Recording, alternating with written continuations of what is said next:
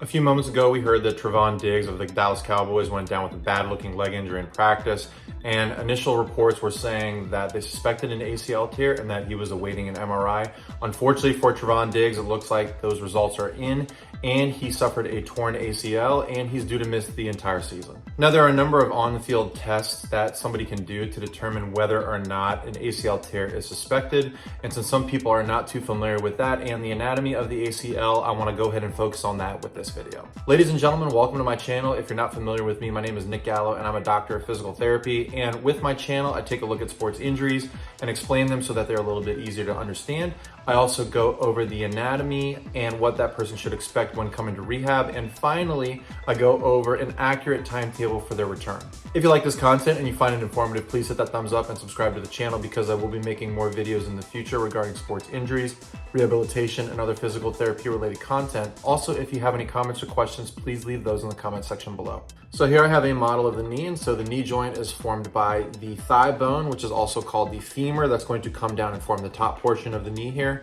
Then at the bottom portion of the knee, we have two long bones. The first one being the tibia, which is the bone we often associate with as being the shin bone that's going to come on up like this. And finally, on the lateral or outside portion of the leg here, we have the fibula, which is also going to come up. There are four ligaments that contribute to overall knee stability, and they are, of course, the first one being the anterior cruciate ligament, or the ACL for short, which is located right in here. Then as we flip the model towards the medial or the inside portion of the knee, we have the medial collateral ligament, or the MCL for short. As we flip to the lateral portion or outside portion of the knee, we have our lateral collateral ligament, or LCL. Finally, we go towards the back here, and this is our posterior cruciate ligament, or the PCL for short. These two pieces of blue right here, those are the medial and lateral meniscus. You can think of these two pieces of fiber cartilage essentially as shock absorbers between the femur and the tibia. Now, because Diggs has confirmed that he has an ACL tear, I want to go ahead and focus on the anterior cruciate ligament. So the ACL has a number of different functions. The first one being that it's going to prevent anterior translation of the tibia.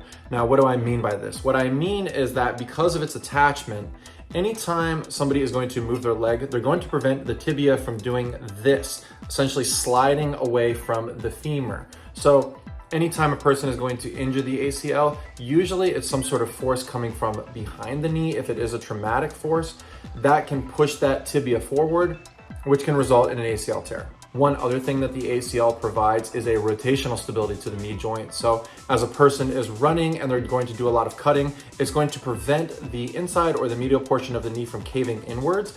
And we see that a lot with these non-contact ACL tears where a person essentially is running, nobody's near them, they go to cut, we see that knee dive in, and that just leads to that ACL tear. This is something called a dynamic knee valgus. So an intact ACL is also going to prevent this, but a lot of times people do injure it in a non-contact. Now, we don't have an exact injury video for Diggs, unfortunately, but usually those are the two main mechanisms for an ACL tear, whether it be a traumatic posterior to anterior force, so somebody hitting them from the back, causing that tibia to come forward, or they're running and that dynamic knee valgus kicks in and it just leads to an ACL tear. A lot of times other ligaments and structures are implicated in these ACL injuries. We don't know that for a fact right now, but just note that it is possible that there is something else going on as well. Now, since sources were saying initially that it was a suspected ACL tear, I want to go over a couple on-the-field tests that they most likely did to determine whether or not they thought that he had an ACL tear. The first one is known as the Lockman's test.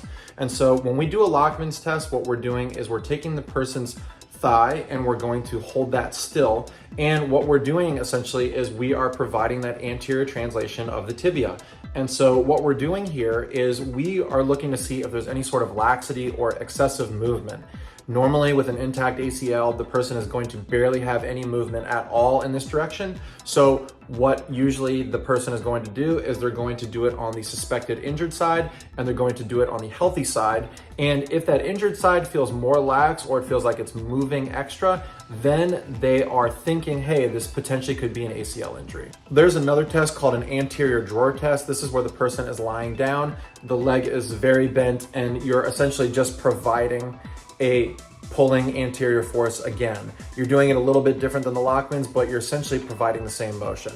It's important to note though that when somebody is an acute ACL tear, sometimes they have so much muscle guarding and it just really hurts to the point where it's not always 100% accurate, which is why they're referred for an MRI. An MRI, of course, is a gold standard when it comes to these ACL or any sort of ligament injury, and so that's exactly what he had, which unfortunately confirmed. An ACL injury has a grading system for it. There is a grade 1, 2, and 3 ACL injury. In a grade 1, this is where we're getting stretching of the ACL.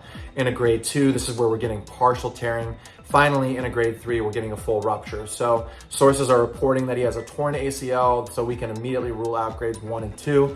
Unfortunately, for a grade 3, this does usually require surgery. I expect him to have a surgical intervention here. And this requires them to have an ACL reconstruction. So they're going to take a graft, whether it be from the patellar tendon, potentially the hamstring, and they're going to create essentially a new ACL.